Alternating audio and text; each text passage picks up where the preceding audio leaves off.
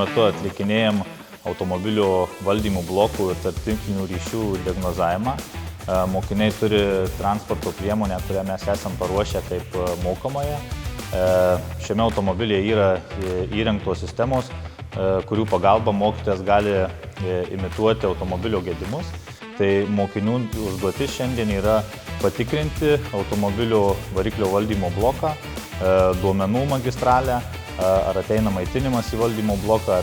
Darbą pradėsime nuo specializuotos programos, kurioje rasime automobilio elektros schemas ir tada eisime prie automobilio ieškoti gedimų ir ieškoti problemos sprendimų.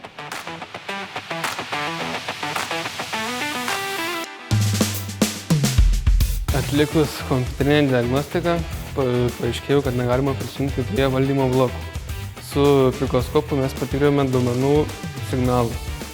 Jie buvo geri, nustatėme, kad problema buvo, kad neatėjo į valdymo bloko degimas.